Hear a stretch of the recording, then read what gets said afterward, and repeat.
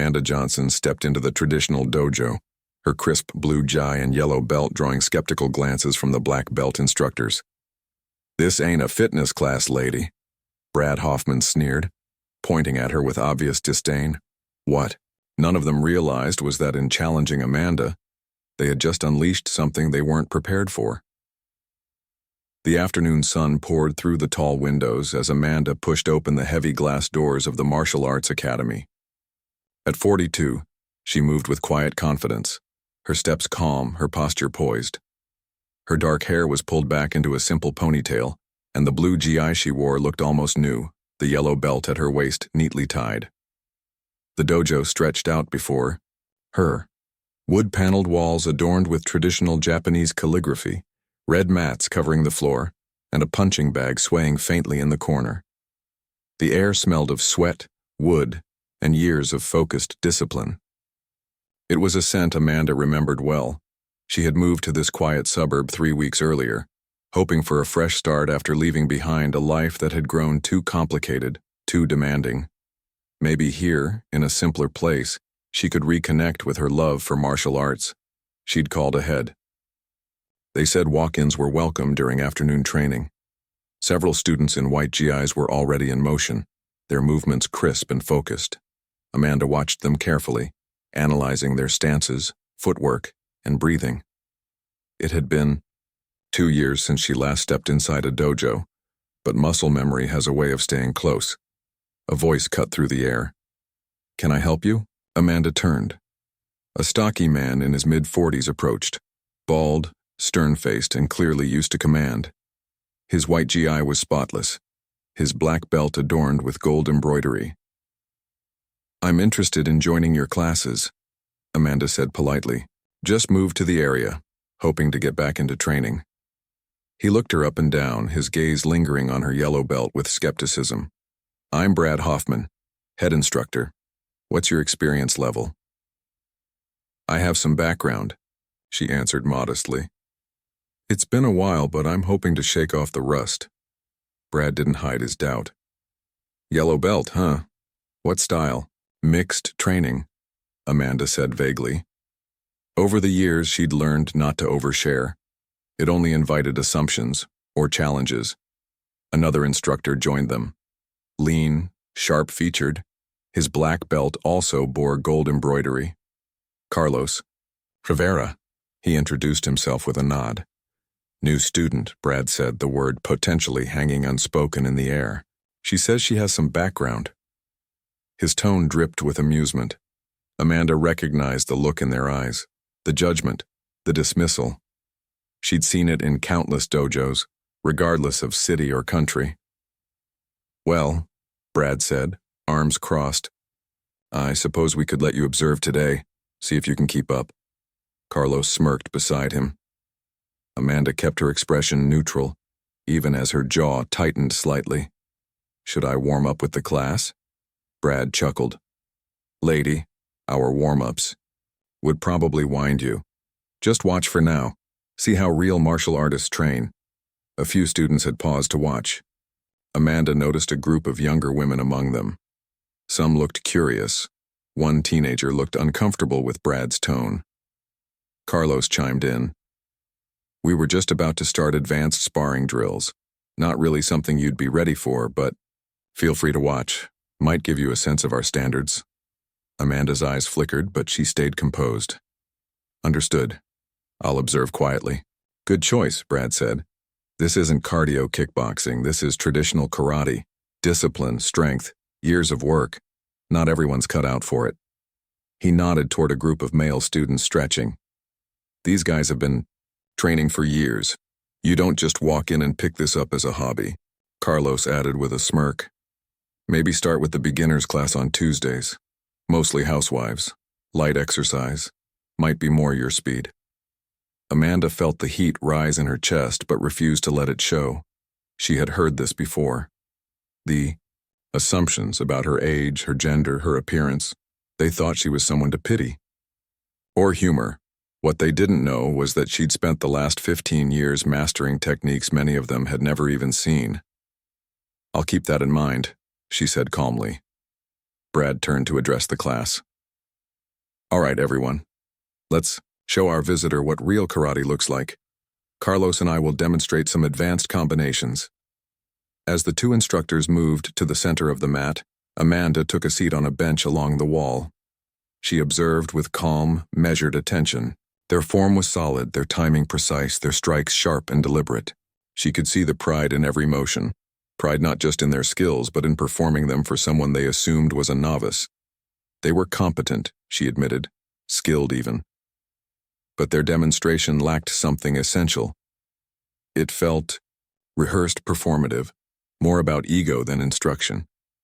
Amanda folded her hands in her lap and waited. Patience, after all, was one of the first lessons she had ever learned. The showcase went on for 20 minutes. With each passing sequence, the combinations grew more complex. Brad and Carlos moved fluidly, clearly satisfied with their performance. That's how it's done at the professional level, Brad said, barely winded as he turned to face Amanda. Takes years to build that kind of control and precision. Very impressive, Amanda responded, genuinely. She always respected skill, even when it came packaged in arrogance. Carlos, now sweating, grabbed a towel and added, "Most people don't realize how much dedication true martial arts requires. It's not just physical, it's mental, spiritual. You have to change how you think about conflict, control, about yourself." "I imagine so," Amanda replied softly. Brad squinted slightly, something sharper creeping into his expression. "Actually, why don't you tell us more about your background? What exactly did you study and where?" Amanda hesitated. She hadn't planned on unpacking her history today. "Various disciplines. I moved around a lot, so I trained at different schools." "Various disciplines," Carlos repeated, exchanging a smirk with Brad. "That's usually code for I took a few classes here and there, but never committed to anything." A few students had started to gather closer now, sensing the tension between the instructors and the quiet newcomer. Amanda noticed the young woman from earlier, green belt, maybe mid-20s, watching with unease. Brad's tone hardened. "Look, I don't want to embarrass you, but we run a serious dojo here. We can't have people walking in thinking they know what they're doing when they clearly don't. It's dangerous, for them and for everyone else." "I understand your concern," Amanda said, her voice steady despite the irritation building beneath the surface. "Do you?" Carlos stepped closer, looming now. "Because watching you sit there evaluating our techniques in a yellow belt, it's kind of insulting." The dojo had gone silent. Even the students at the far end had stopped what they were doing. "Maybe," Brad said, his voice rising, "you should stick to yoga classes. Leave the real martial arts to people who've earned the right to be here." Amanda felt something cold settle in her chest. Not fear. She hadn't felt afraid in a dojo in over 10 years. No. This was recognition. She'd seen this before. When men like these tried to humiliate, to push out what they didn't understand or respect. "I'm not here to cause problems," she said calmly. "I just want to train." "Train?" Carlos barked a laugh. "Lady, you couldn't last 5 minutes doing what we do here. You'd hurt yourself trying to keep up with our beginners." "That's enough." The voice came from the back. It was the young woman, the green belt Amanda had noticed earlier. "She hasn't done anything wrong. She's just trying to—" "Sarah, stay out of this," Brad snapped. "This doesn't concern you." Amanda glanced at Sarah, early 20s, determined eyes, clearly conflicted. She was uncomfortable with how her instructors were behaving, but unsure how far to push back. Amanda stood slowly. Her voice was calm, but carried unmistakable weight. "Actually, maybe there's a better way to handle this." Both instructors turned to face her fully now, their amusement giving way to interest. "What did you have in mind?" Brad asked, though the edge in his tone suggested he already knew where this was headed. Amanda looked around the room. Eyes were locked on her, some curious, some nervous, some quietly hopeful. She thought of Sarah. She thought of every student who might one day walk into this room and be met with the same dismissive arrogance. "A simple demonstration," she said. "Let me show you what I can do." Silence fell like a dropped pin. Brad and Carlos exchanged glances, their expressions shifting. Surprise, then something more predatory. A demonstration? Brad echoed. There was a dangerous glint in his eyes. Are you seriously challenging us? I'm offering to prove that appearances can be deceiving, Amanda said evenly. If I'm as inexperienced as you think, then you've got nothing to worry about. Carlos stepped forward again, his body language turning aggressive. You don't understand what you're suggesting. We're not talking about a light spar here. This is serious martial arts. I understand, Amanda said quietly. Perfectly, Amanda said, her voice gaining strength. You've spent the last 30 minutes questioning my experience and insulting my credibility. I'm simply offering to let my skills speak for themselves. By now, the students had formed, a loose circle around them, curiosity and concern flickering across their faces. Sarah, in particular, looked uneasy, clearly worried about the woman who had stood up for her. This is ridiculous, Brad scoffed, though the gleam in his eyes told a different story. He was enjoying this, the opportunity to publicly put a supposed imposter in her place. You realize, he added, if you get hurt, it's not on us. I take full responsibility, Amanda replied evenly. Carlos rolled his shoulders, stepping forward. Don't expect us to go easy on you just because you're a woman. You want to play with the big boys. You get treated like one. Amanda almost smiled. If only they knew how many times she'd heard those words, how many times men had underestimated her. Only once. What kind of demonstration are we talking about? Brad asked. Forms? Breaking boards? Or do you actually think you can spar? Your choice, Amanda said calmly. I'm confident in any format. The instructors exchanged a brief look, calculating. Amanda could almost see the strategy unfolding between them, how to maximize her humiliation without risking their own egos. Forms are too subjective, Carlos said finally. Anyone can memorize a kata and make it look polished. Sparring it is, then, Brad agreed. Light contact, of course. We're not trying to hurt you. The condescension in his voice was unmistakable. Amanda gave a small nod. She wouldn't need to say much more. Should we set some rules? Sarah asked from the circle, her voice edged with worry. No need. Brad waved her off. This'll be over in a minute. Amanda began to stretch, slow and deliberate.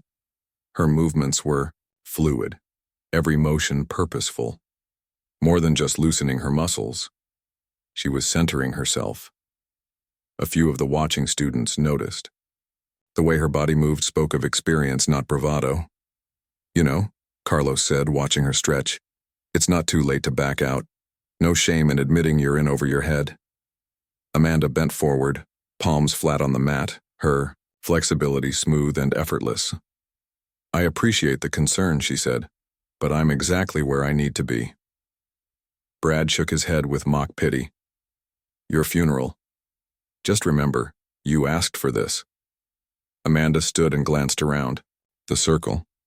The faces watching her were a mix of doubt, intrigue, and, most telling, hope. They had seen how their instructors behaved, and some clearly didn't approve. She thought of the many dojos she'd walked into over the years. The men who had dismissed her. The hours she'd spent proving herself again and again. That ends today. Ready when you are, she said quietly, stepping onto the mat. Brad joined her, his confidence radiating. His stance was textbook perfect, balanced, prepared. Carlos moved to the edge of the mat, assuming the role of referee, though the smirk on his face suggested he was just here for the spectacle. Ladies first, Brad said with mock courtesy, gesturing for her to begin. Amanda settled into her stance, and something shifted. She was no longer the quiet, underestimated visitor. Her posture dropped into a lower, more grounded guard. Her breath deepened.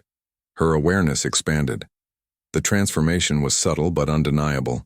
Some of the more experienced students noticed. Sarah's eyes widened, recognizing something she hadn't seen in this dojo before. Interesting guard, Carlos muttered, his tone no longer quite so smug. Amanda didn't respond. Her attention was focused entirely on the man in front of her, his stance, his balance, the slight tension in his shoulders.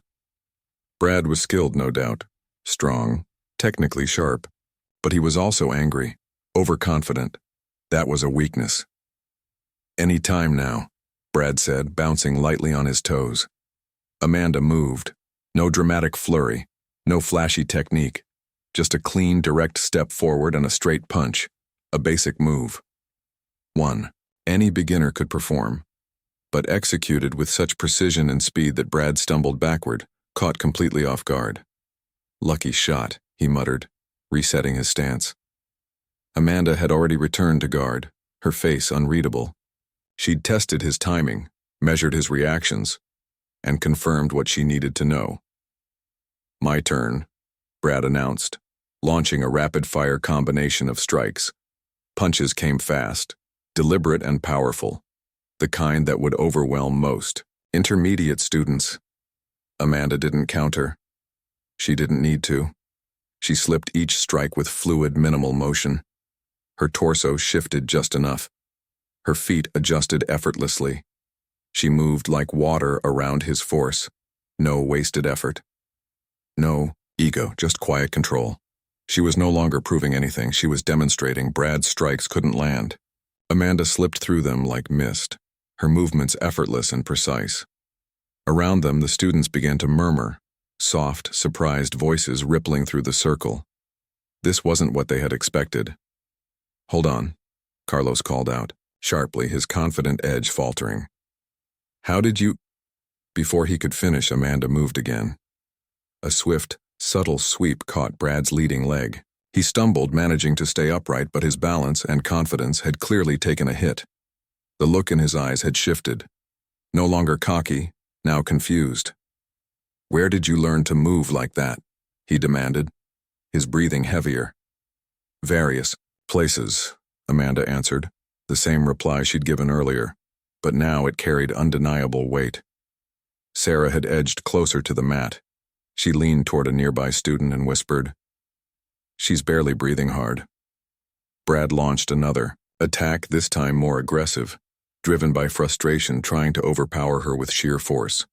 Amanda didn't resist. She redirected. His energy flowed toward her and she flowed around it. Her responses became more refined. Subtle foot sweeps, perfectly timed parries, smooth transitions from defense to neutral control. It was like watching a dance, one choreographed, by experience, not ego. This isn't possible," Carlos muttered, no longer hiding his disbelief. "Yellow belts don't move like that." Brad came in with a punch. Amanda caught his wrist mid-strike, and with a fluid twist she used his own momentum to turn him off balance. For a split second he was entirely exposed. She could have ended it. But she didn't. She simply let go and stepped back. "What are you doing?" Brad gasped, flushed with exertion and the sting of public failure. "Showing you what I can do," Amanda said softly. "And I'm just getting started." Silence fell. The only sound was Brad's ragged breathing. Every student stared, not at the instructors they'd trusted, but at the woman who had arrived wearing a yellow belt and was now making their head teacher look like a novice. "This is impossible," Brad said again, swiping sweat from his brow. "There's no way a yellow belt should be able to do that," he added. Amanda looked him in the eye. "You're absolutely right."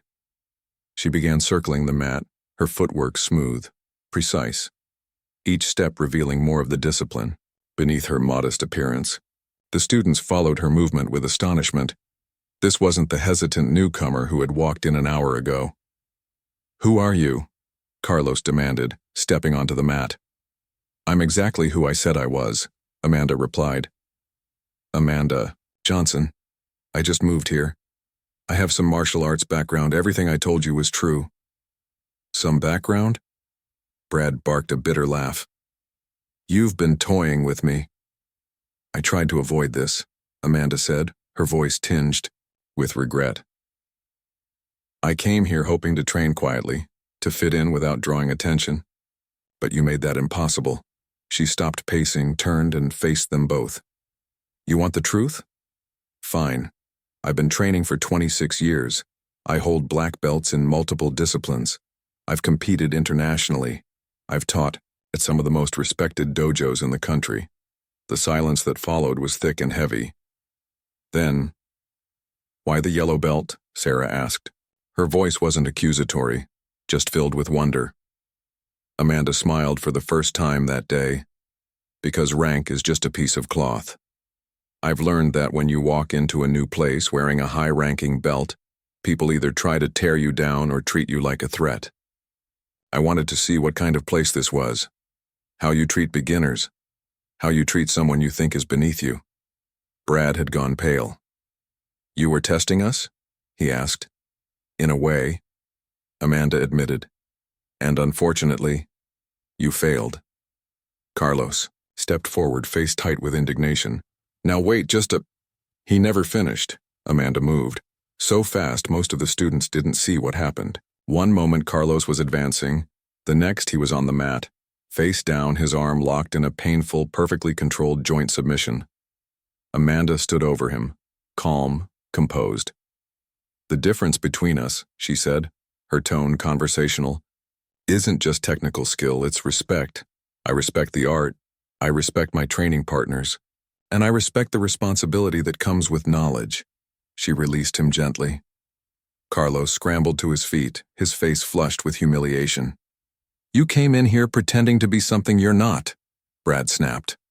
Amanda turned to him. "No," she said firmly. "I came in here exactly as I am. A martial artist who wanted to train. You saw a middle-aged woman with a yellow belt and decided I wasn't worth your respect.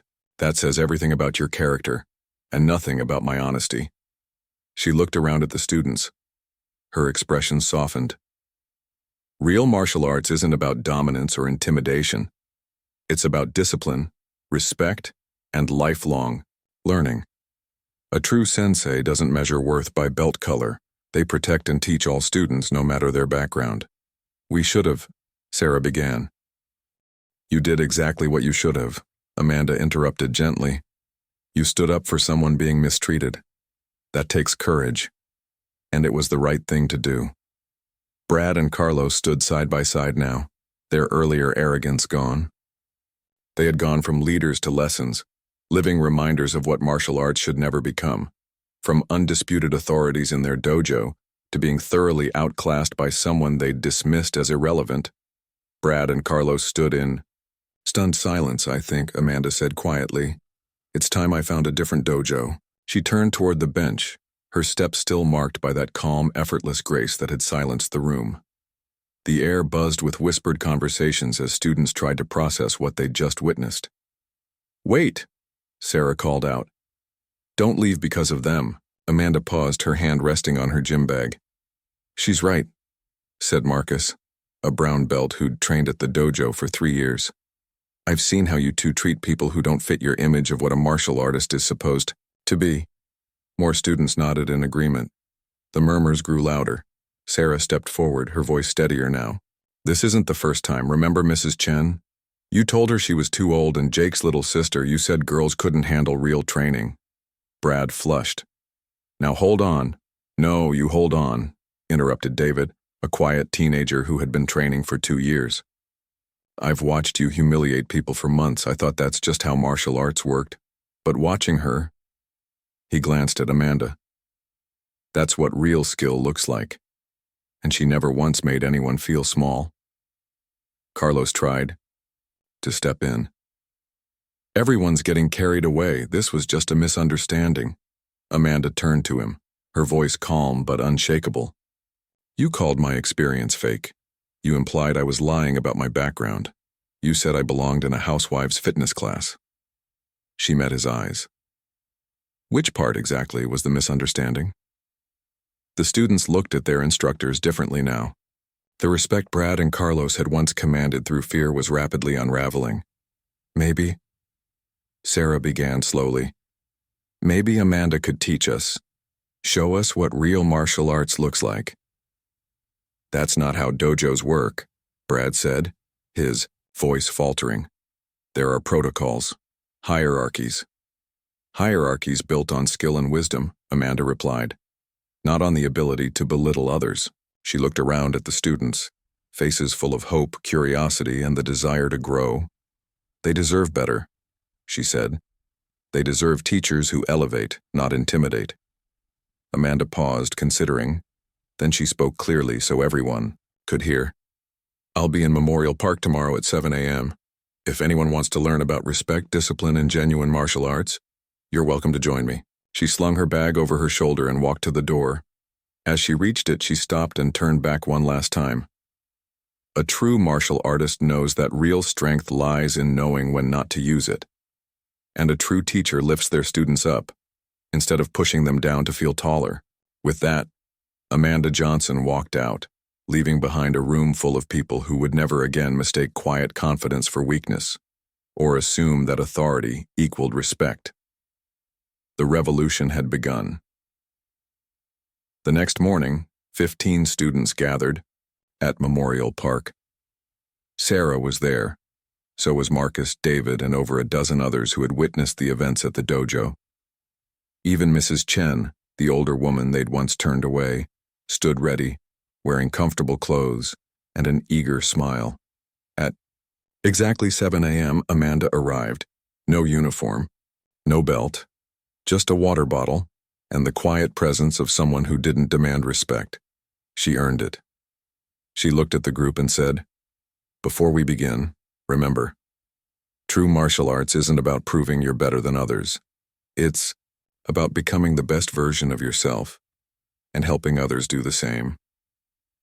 As the sun rose over the grass, Amanda began her first lesson, not just in technique, but in mindset, in character, in real strength, the kind that protects, not intimidates. If you've ever been underestimated because of how you look, where you're from, or what others assumed about you, remember Amanda's story. True strength isn't about proving others wrong. It's about staying true to yourself and lifting others up along the way. Have you ever seen someone stand up to bullies in an unexpected way? Share your story in the comments. We'd love to hear how everyday heroes have inspired you. And if this story moved you, hit that subscribe button for more. Let us know where you're watching from, and never forget, respect is earned through character, not demanded through intimidation.